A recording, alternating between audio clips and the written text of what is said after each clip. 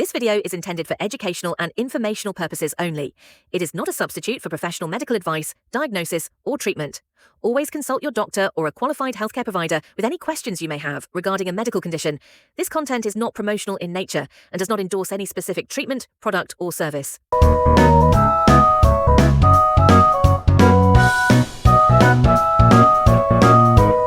नमस्कार दोस्तों, आज मैं एक ऐसे टॉपिक के बारे में बात करूंगा जो हर आदमी के लिए इम्पोर्टेंट है। फास्टिंग और कैंसर का रिलेशन। क्या फास्टिंग कैंसर होने से रोक सकता है? क्या कैंसर के ट्रीटमेंट के दौरान फास्टिंग का कोई फायदा है, या फिर कैंसर का ट्रीटमेंट कंप्लीट होने के बाद क्या फास्टिंग कैंसर रेकरेंस में या बॉडी की इम्यूनिटी को रिस्टोर करने में मदद करता है? आइए जानते हैं इसके बारे में कुछ। नमस्कार, मैं हूं doctor Mridul Malhotra, medical oncologist, cancer specialist, Manipal hospital, Dwarka, Delhi. Fasting क्या है? फास्टिंग होता है कैलोरी को रिस्ट्रिक्ट करना, खुद को कुछ घंटों के लिए खाना खाने से रोकना। फास्टिंग के दौरान हमारा नॉर्मल मेटाबॉलिज्म स्लो डाउन हो जाता है क्योंकि हम कैलोरी इंटेक को रिड्यूस करते हैं। इसमें एनर्जी सप्लाईज ग्लूकोज से शिफ्ट होकर ऑल्टरनेटिव एनर्जी सप्लाईज जैसे कि कीटोन बॉडीज में चले जाते हैं और इससे एक्सेसिव ग्लाइकोजन स्टोरेज मेटाबोलाइज होता है। लेटर स्टेजेस में फैट भी यूटिलाइज होता है। फास्टिंग वेट लॉस में भी एक इफेक्टिव मेथड है। आइए जानते हैं कि फास्टिंग का क्या रोल है कैंसर प्रिवेंशन में। जब हम फास्टिंग करते हैं तो बॉडी में कुछ इंपॉर्टेंट चेंजेस होते हैं, जैसे कि इन्फ्लेमेशन कम होती है, इंसुलिन सेंसिटिविटी इंप्रूव होती है। फास्टिंग से क्रॉनिक कंडीशंस जैसे कि डायबिटीज और ओबेसिटी यानी मोटापा भी रिवर्स हो सकता है और ये दोनों कैंसर से रिलेटेड है। एक और इम्पोर्टेंट प्रोसेस होता है जिसको ऑटोफेगी बोलते हैं। इसमें नॉर्मल सेल्स अपने आप को रिपेयर करते हैं जबकि वो कैलोरी से डिप्राइव्ड होते हैं, यानी जब वो फास्टिंग कर रहे होते हैं। तो ऑटोफेगी का प्रोसेस फास्टिंग से एक्सेलरेट होता है और सेल्स अपने आप को रिपेयर करते हैं, जिससे कि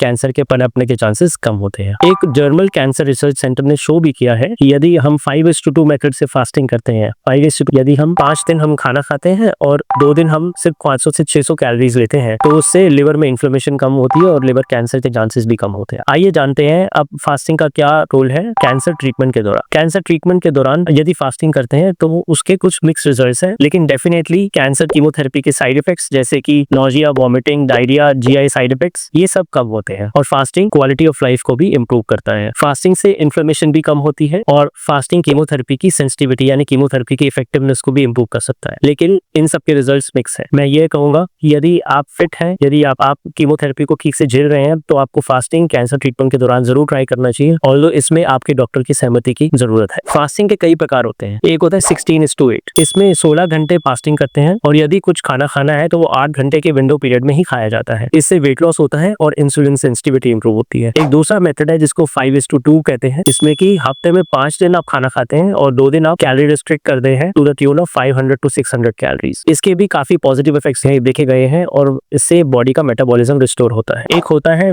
1 मील अ डे, इसमें कि आप रोज सिर्फ 1 मील खाते हैं। ये थोड़ा सिवियर फॉर्म ऑफ फास्टिंग है, लेकिन इससे भी ये देखा गया है कि वेट लॉस में और बॉडी के मेटाबॉलिज्म में इंप्रूवमेंट में मदद मिलती है। एक मेथड होता है जिसमें हम वाटर फास्टिंग और जूस फास्टिंग करते हैं, जिसमें कि हम सिर्फ वाटर या जूस ही लेते हैं और कोई हम सॉलिड फूड या किसी भी प्रकार का अन्न जैसे दाल, चावल, राइस ये सब हम अवॉइड करते हैं। ये एक इफेक्टिव डिटॉक्सिफिकेशन मेथड है और ये मेडिकल सुपरविजन के अंडर ही करा जाना चाहिए। एक और मेथड होता है जिसको बोलते हैं ऑल्टरनेट डे फास्टिंग, जिसमें कि आप एक दिन खाना खाते हैं और एक दिन फास्टिंग करते हैं, फिर आप खाना खाते हैं फिर आप फास्टिंग करते हैं। इस मेथड में भी देखा गया है कि बॉडी से वेट लॉस होता है और ग्लूकोज टॉलरेंस इंप्रूव होती है और इंसुलिन सेंसिटिविटी इंप्रूव होती है। ये सारे मेथड्स कहीं ना कहीं बॉडी में कैलोरी का रिस्ट्रिक्शन करते हैं और अल्टीमेट इफेक्ट इनसे सेम ही होता है। अब आइए जानते हैं कि फास्टिंग का क्या फायदा है कैंसर ट्रीटमेंट के कंप्लीशन के बाद। जब कैंसर का ट्रीटमेंट होता है उसके बाद बॉडी में काफी सारी साइड इफेक्ट्स की वजह से बॉडी में इन्फ्लेमेशन हो रही होती है। जब हम फास्टिंग करते हैं तो वह इन्फ्लेमेशन रिड्यूस होती है, स्टॉप होती है, बॉडी का मेटाबॉलिज्म रिस्टोर होता है और हमारे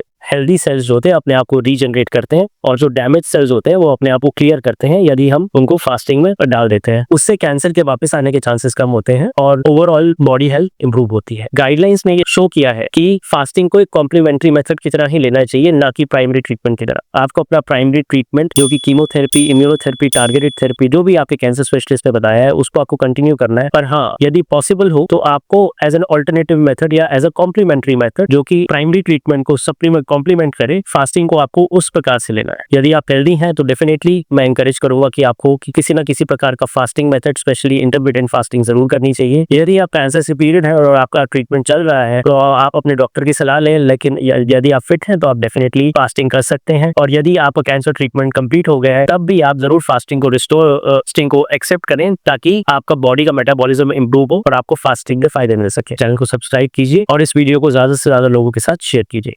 धन्यवाद।